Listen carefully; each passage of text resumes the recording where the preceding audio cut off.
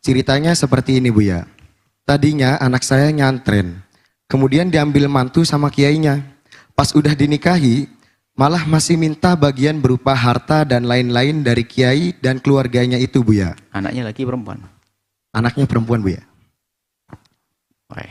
Baik. Bagaimana solusinya Buya? Soalnya saya juga bukan ulama, tapi orang awam.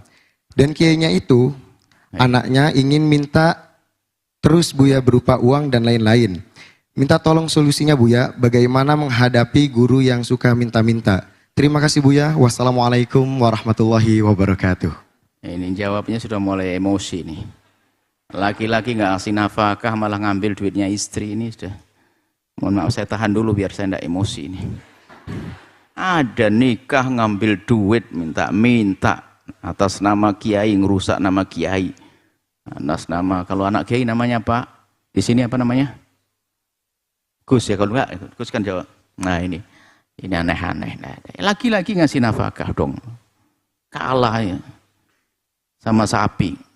Saya mau. Saya kalau ada orang sudah nggak pakai nafkah terus ngerongrong. Kalau memang karena sakit masuk akal atau gaya bangkrutan nggak bisa dagang. Tapi kalau sudah ngerongrong itu sudah nggak benar. Anda tahu sapi betina, sapi pejantan. Itu sapi betina, sapi pejantan itu masih tahu diri. Nggak pernah ada sapi pejantan yang ngomong, tolong carikan saya rumput pada sapi betina. Nggak ada begitu tuh. Masa Anda kalah dengan sapi? Sapi ada, nggak ada yang minta sapi betina lalu ngomong, hei sapi betina, buatin rumah. Ya nggak ada. So, mohon maaf ini ada sebagian lagi, apalagi atas nama bapaknya, kekiaiannya, apalagi minta-minta keliling dan sebagainya. Karena memang nggak mau fakir, terserah anak kiai atau bukan anak kiai, disangka fakir berhak untuk mendapatkan. Tapi kalau jadi gaya hidup minta-minta, ini sisi ya, satu sisi ya. Sisi lain Anda jangan juga gampang terkagum-kagum dengan sebuah keluarga sebelum tahu keadaan. Sebab Nabi menyuruh ada fadhfar bidzatid dini taribat yadak. Lihat agamanya dulu, anaknya siapapun kalau nggak beragama kenapa Anda ambil? Agama dulu dong Anda ambil. Kan Nabi tungkahul maratul arba'in. Kalau milih pasangan itu adalah 4 ciri. Bisa saja melihat gantengnya, cantiknya, kayanya, fulusnya, boleh. Hasab itu adalah perilaku watak. Kemudian lidin, agamanya, lidiniha. Fadfar widati dini taribat jadak, dahulukan yang punya agama. Kadang-kadang gampang silau. Mentang, keluarga ini. Anaknya. Anak yang penting akhlaknya baik atau tidak. Kalau anaknya, biarpun katanya anaknya tokoh, tapi terdidik dengan gaya kesombongan, apalagi gaya malas. Tadi apa? Pertanyaan, Allah alam di mana ini? Pertanyaan ngarang-ngarang benda ya. Kalau ada yang semoga tobatlah. Minta ngerongrong, minta jatah dan sebagainya. Ente suami ngasih jatah dong. Mohon maaf ini hal-hal begini ini banyak ketemu. Cuman indahnya seorang istri, kalau menemukan suaminya adalah lemah dalam urusan ekonomi, andai mencukupi. Atau mohon maaf, ini pernah kejadian satu orang hebat di Jawa Timur, sehingga sampai hari ini menghadirkan pondok yang dahsyat. Itu ceritanya adalah laki-lakinya seorang alim tapi nggak punya apa-apa. Rupanya istrinya keluarga kaya raya. Nah, sehingga kalau ini memang bukan suaminya nggak mau kerja, tapi dilarang. Mas, jenengan mucal tok, kamu ngajar saja, nggak usah macem-macem. Kebetulan biar saya cukupi. Akhirnya suaminya hanya ngajar saja, pergerakan ekonomi dikerahkan oleh istrinya dengan kebunnya, kelapanya dan sebagainya, sampai punya pondok gede dan sebagainya. Ini bukan karena laki-lakinya malas kayak tadi minta-minta. Karena istri tahu diri bahasanya suaminya berpotensi, biar ngajar saja sampai menjadi ulama dan seterusnya. Ini sah kayak begitu. Jadi alangkah indahnya kalau perempuan begitu menemukan suaminya sakit, nggak bisa kerja, lalu Anda berperan boleh. Yang jadi masalah itu yang di suami dari awal gayanya minta ongkang-ongkang. Ada pernah ngadu di sini. Nggak tahu suaminya suka ngaji, enggak. Selalu kalau sudah akhir bulan itu suaminya sudah nunggu depan pintu. Mana gajinya? Gaji istri diminta. Subhanallah. Sapi pun nggak begitu. Makanya saya sedih dengan model-model begitu.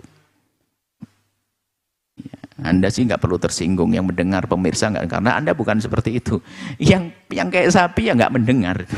Biar kadang akhlak nggak boleh, tanggung jawab dong keluarga. Kemudian istri tolong kalau menemukan suamimu ada kelemahan dalam ekonomi, jangan jadikan bulan-bulanan. Apalagi suami pulang mungkin tidak memberi nafkah padahal sudah kerja. Jangan malah ditambah takut. Ada suami sudah pulang nggak punya duit, sudah kebayang di mukanya suami istrinya pasti kayak monster. Ini kan nggak enak. Mungkin seorang istri yang solehah kalau ngelihat suaminya kayaknya nggak dapat duit nih pulang sayang, masa ngelihat adik yang cantik begini masih begituan, nggak ada duit nggak ada masalah. Yang penting abang sehat. Kan begitu.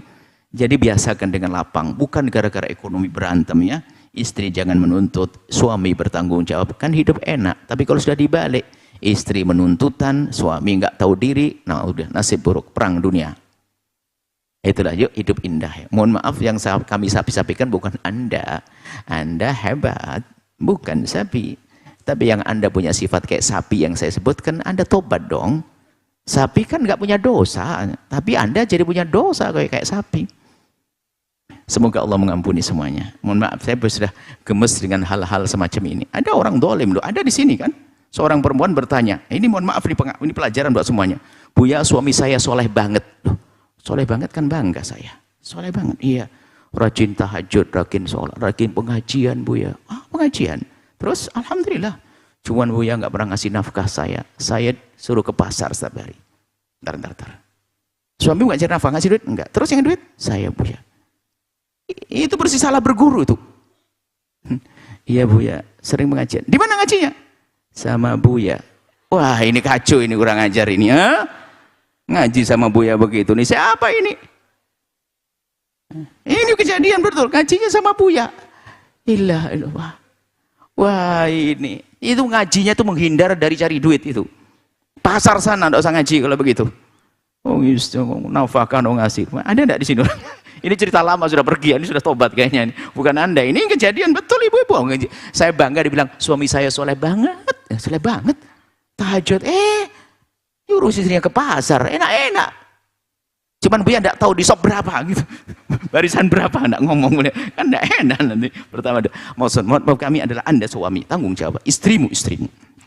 Kalau Anda dalam kelemahan, Anda harus lebih beradab dong. Istri harus lapang.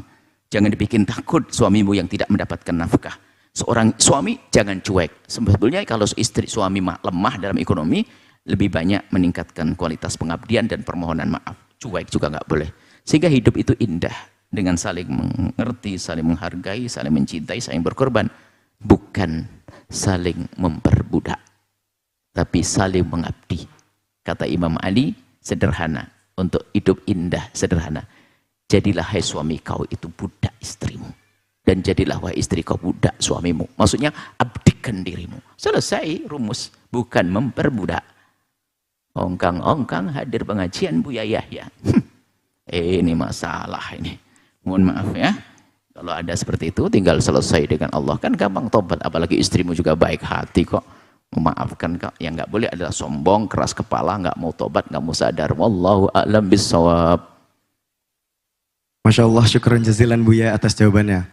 Baik Buya, selanjutnya bisa ditutup dengan pengumuman dan doa keberkahan. Setelah Anda menyaksikan video ini, jangan lupa berselawat kepada baginda Nabi Muhammad sallallahu alaihi wa alihi wa sahbihi wasallam.